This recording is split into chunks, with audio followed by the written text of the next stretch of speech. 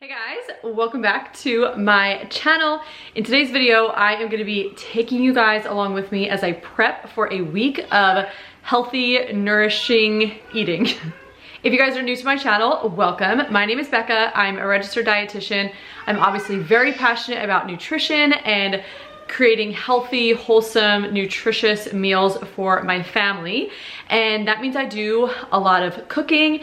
And for me, that means I need to do a decent amount of prep ahead of time so that I can stay on top of this big task and this big goal of mine. And that's what we're gonna be doing in today's video. So for me, prepping for, let's say a week of healthy eating looks like doing both the meal prepping and like the grocery shopping, but then also like the real food prep. As you guys know, if you've been following along, we just recently moved, so life has just been upended and I have been off my normal rhythms and routines, but I am starting to settle back in. And honestly, even before we, we're packing up to move, and then we moved, and then we were unpacking and all of that. And also our kitchen is still, it's almost done, but we're at like the tail end of a renovation. So it's just been a little chaotic, but even honestly before that, all leading up to our move, for the most part, I was really sick with this pregnancy. So I feel like I personally have just been off my game for way longer than I like to be. So this video is really me kind of jumping back into my typical routine as far as stocking our fridge and our pantry and making just real whole delicious food ahead of time, so it's a lot easier and more doable to actually eat that way throughout a busy week. And I just want to say, this is one of the things I love so much about eating intuitively, because this kind of small shift back to my usual routine after months of kind of being somewhat off of that routine, or in some circumstances completely off that routine. It's not aggressive, it's not guilt-ridden, it's not something I feel bad about or shame about. It really is just this like gentle correction back into a more healthy pattern. Not only because, my health is important to me and my family's health is important to me, and food is such a huge part of that puzzle, but also I want to feel my best. So it's really coming from a place of just wanting to feel good and, not this like negative, I've been bad and now I need to, correct. And a lot of times we end up going way too extreme, and then we come back to the other extreme and we just pinball between the two. That is not what I'm here about on my channel. It's not how I like to approach food and health, as you'll see. So let's get started. Come along with me and let's get lots of yummy food prepped for a healthy week, and then also just get myself set up to cook healthy meals throughout the week. Okay, so the very first thing I need to do in order to prep for a whole week of healthy eating is actually do the meal planning and also the grocery shopping. Technically, it's my husband that goes and gets the groceries, but I sit down and I make our meal plan for the week and basically decide what we're going to eat. I wish so badly I could be one of those ladies who just, stocks up on a bunch of healthy, real food ingredients and then every day just can kind of whip up something for dinner. But I am just not that person. Like anytime I try and just like fly by the seat of my pants, we end up like not eating as well. There'll be like takeout nights. There'll be nights where I just throw something together, or we're like, eating something that's just like, from the fridge or left, and it's just not that good. Nobody really wants it. And it just does not work for me. Like I am just not creative enough in the kitchen to like exercise that muscle on a daily basis. Maybe one day I will get there, but for now it is just way too much for me to think about. I have to do all of the thinking and the planning at one time in advance. And honestly, I really don't enjoy sitting down to meal plan. It's like one of my least favorite things to do during the week. But I know that it is vital to us eating healthy meals, not spending a bajillion dollars on takeout that's not even like healthy or honestly as delicious as something that I could make homemade. So that's just really important for me. And I've done a video in like the somewhat recent past on how I meal plan and grocery shop, and I can link that for you down below. But I basically just sit down with, sometimes I'll pull out one of my favorite cookbooks. If I really need some like inspiration, if we're like kind of in a rut, there's some meals that we go back to every single week, and sometimes I'll go on Pinterest or whatever, and I'll just come up with like 7 dinners, and then also like a few different lunches that we can make throughout the week, either with just staples that we have at home or in the kitchen, or maybe it's leftovers or whatever. But basically I need to decide everything in advance. Breakfast, we rotate through the same 3, 4, sometimes 5 things. So I don't really think about breakfast, and we just kind of keep those things stocked. But first step for me is meal planning, and then my husband is usually the one that goes to the store and actually buys everything I need based on the grocery list that I make for him. So once that is done, my next focus shifts to actually making some staple foods that we like to keep on hand, homemade and fresh. So for example, something that I typically like to make, and I'm finally getting back in the habit of, is making yogurt. It is so easy to make at home. And I've shared here on my channel, I make mine in my Instant Pot, which is actually going right now. And I've shared, I can link that video down below as well, that shares a lot of the ways I make a lot of the things I'm about to tell you about. But I make yogurt in my Instant Pot. It's just milk and a little bit of like yogurt that's already made.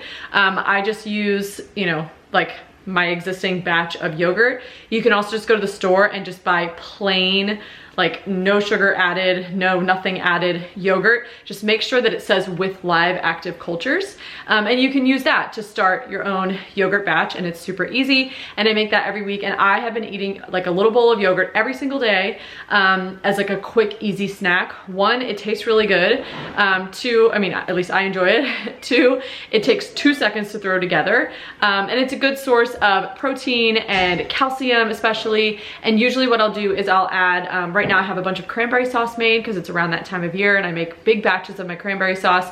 That video is also here on YouTube, how to make that, so good. And I'll just put a blob of that in my yogurt to kind of flavor it and sweeten it, and it's so good. Okay, another thing that I like to make on rotation, and I actually had made some last week and I was able to pull it out of my like cupboard today, and that is sauerkraut. So sauerkraut is something that I try to continually make. Sometimes I go through phases where I kind of fall out of the habit, or, you know, since we moved, I didn't want to be like moving jars of kraut that was like fermenting. So I kind of put it on pause. And then also while I was pregnant too, I just, as much as I wanted to eat it, because I love sauerkraut, especially like that tangy, salty flavor when I'm pregnant, it tastes like pickles to me. It's so good. But first trimester, it wasn't happening. So anyway, getting back in the swing of sauerkraut, it's so easy. I've also shared that here on my channel, how I make that. The only difference that I do now versus when I filmed that video a couple years ago is I don't pull out the food processor. I don't think it's necessary. I literally just chop it up on a board, and I think it turns out pretty much the exact same texture wise, and it's a million times easier because it does not take long to chop, and I don't have to clean a food processor or pull another appliance out. So that's the only difference, but I'll leave that video link down below for you guys. So that's something that I make that we love to keep in the fridge. It is a fermented food along with the yogurt too, and I try and eat fermented foods every single day for general health, but especially while pregnant. I mentioned this in a video I just uploaded recently, but I don't want to be GBS positive with this pregnancy. I was with my last, and it was the first time I ever was, and it was because I actually like slacked big time on my fermented food intake, because I had read something about, because fermented foods are high histamine foods, and I had read something about histamine being linked with morning sickness, and I always get super sick, so I really stopped eating most of my fermented foods, and then I just was kind of out of the habit. So I'm not doing that this pregnancy. I'm eating all the fermented foods. I feel like I was just as sick anyway, so don't know if that's true or not. But anyway, so sauerkraut is another thing we like to keep in the fridge, and I will eat it pretty much every day when we have it. I'll just add it to whatever lunch I'm eating. It's crunchy, it's salty, it's satisfying, and it's also very beneficial for your gut flora. Another thing that I like to prep for the week ahead is making sandwich bread.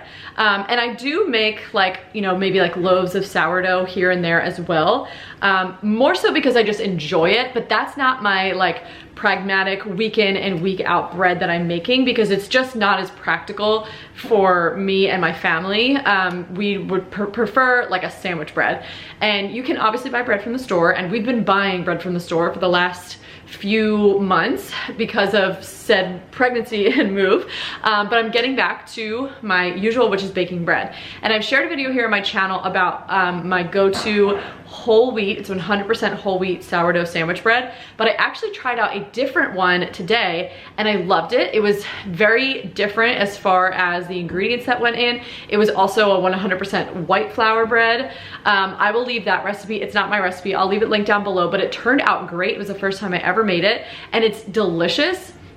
It has such like a depth of flavor and almost like a little bit of sweetness to it. It just tastes like a million times better than even like the fresh bread from the bakery at the grocery store. And I'm really glad that I tried it. I do kind of want to test out maybe doing like a half whole wheat version of it, maybe even like a full whole wheat version of it, because I would prefer that we're, you know, eating fresh ground, super nutrient dense, you know, whole wheat bread versus all-purpose flour or bread flour bread all the time. But it was really good and I really enjoyed that recipe, and it, again, like I said, it turned out really well. But that's something that I like to make. Having sandwich bread on hand is huge for us because it's obviously something that we eat, whether it's like toast for breakfast or sandwiches for lunch. I love like avocado toast. We're obviously using bread all the time, and then if it gets stale, we can feed it to our chickens, or I've been making a lot of breadcrumbs out of stale bread because I've been making a lot of meatballs, so we have our own breadcrumbs. So it's just like a staple in my kitchen, and it's a million times better than the soft, squishy, highly processed bread you're gonna buy at the store. Okay, the next thing that I did was I cooked, or really I should say I roasted a whole chicken. So I made a batch of chicken salad to eat for lunches throughout the week this week. That is another huge hack of mine, is just making something that is like high in protein that you can build out lunches around. You can add a slice of sourdough, you can add some fruit, you can add some avocado, you can add some sauerkraut, you can have it on top of a salad, and it's just like boom, like super easy, protein packed, very filling lunch that takes 2 seconds to put together because I do not like to stop to eat lunch. Now you can obviously make chicken salad out of, you could also use chicken breast, but I like to use you know, whole chickens when I can. There are certain things that I don't like to use whole chickens for, and I love my like packs of organic chicken breasts from Costco. I do love those. But if I can get away with using a whole chicken, I'm gonna use a whole chicken because for, well, a few reasons. One, it's the most economical way to buy chicken. Like per pound, it's typically the least expensive. Two, when you're cooking and roasting like a whole chicken, it's bone in, so some of those nutrients from the bones can actually like leach into the meat that you're eating. And then third, all the carcass and the skin and the drippings and the bones that are left over, you can then repurpose and make into bone broth, which is what's cooking right behind me right now. So you get so much more like as far as food wise, because you get a whole nother food product out of it. It's essentially free, but then you also get even like a bit more nourishment out of it, because when you're cooking bone in meats, it's just a little bit different than when you're cooking them with the bones already removed. So I roasted a whole chicken. I did it in my oven actually this time.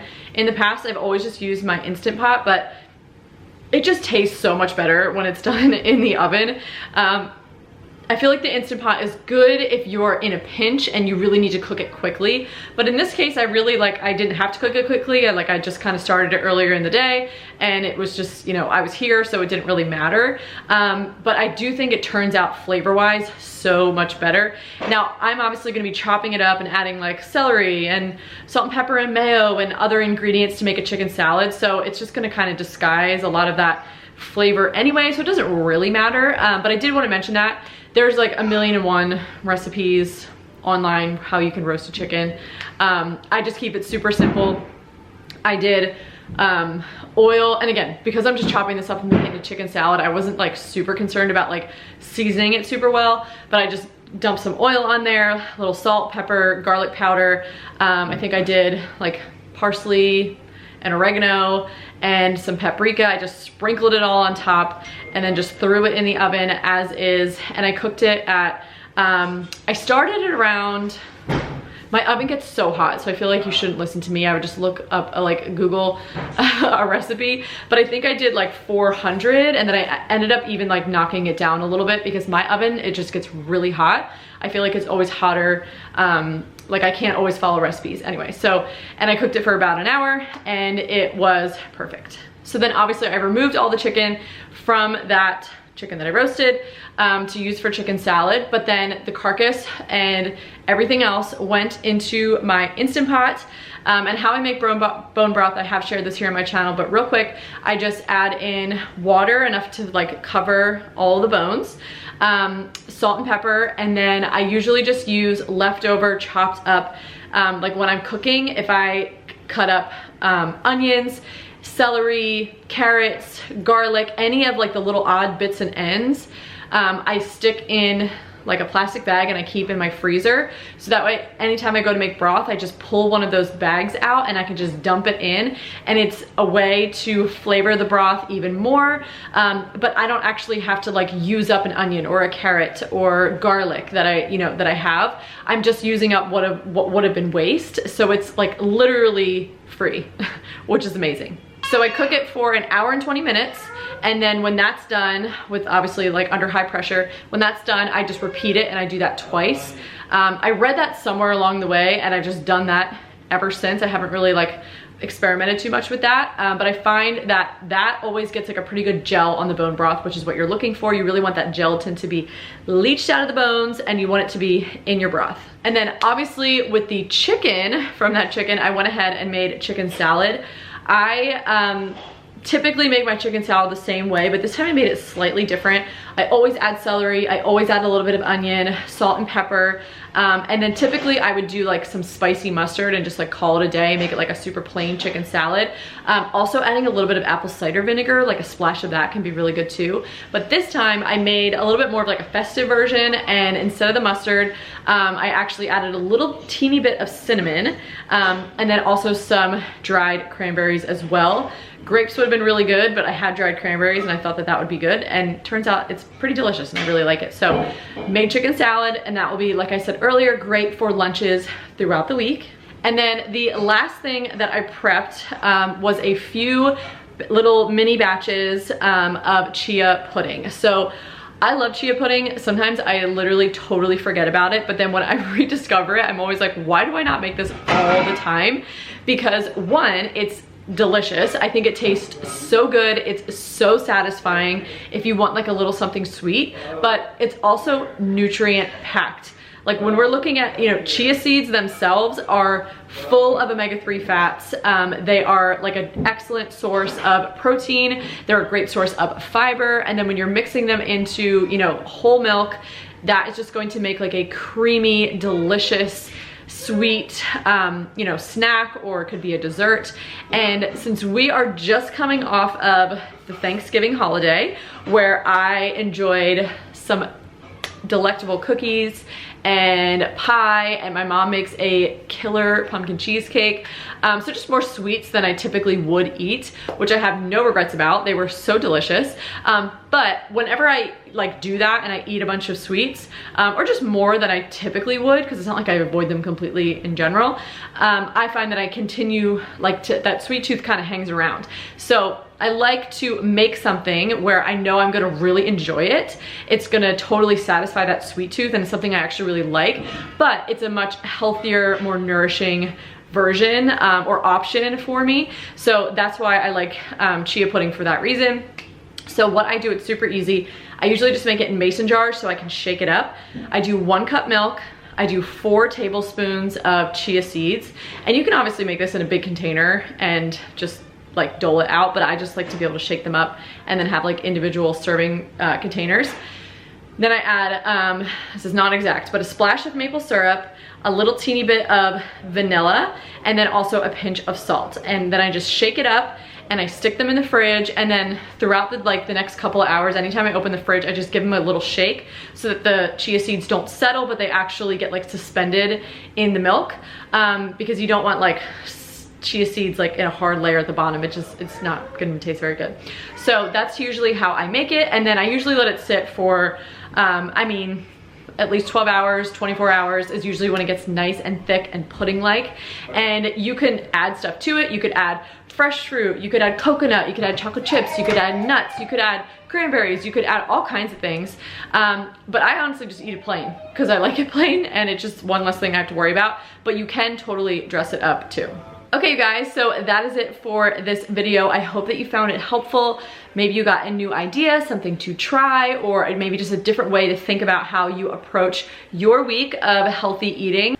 Eating healthy, homemade, nourishing food is so important to me, but I also understand how challenging it can be. It's definitely not easy, and you know, I am a busy mom. I totally get it. But it's one of those things where the payoff is so great, and just doing some of that work up front and just getting it all out of the way, and then the rest of the week you can just cruise a little bit more. You know you have healthy options. You know your fridge and your pantry is stocked with good ingredients to continue to make other meals, but you have a lot already kind of in the reserve to fill out meals or snacks, just to kind of bolster up your diet and your family's diet to make it that much more nourishing. Totally worth the work in my opinion, and it feels really good to be getting back into my usual routine. But that is all I have for this video. Please comment down below and let me know what kind of videos you guys would like to see next from me. I find that feedback super helpful. And also, if you have yet to subscribe, I would absolutely love for you to subscribe to my channel, join my little community here on YouTube. But as I said, that's all I have for today's video. Thank you guys so much for watching it, and I will see you in the next one. Bye.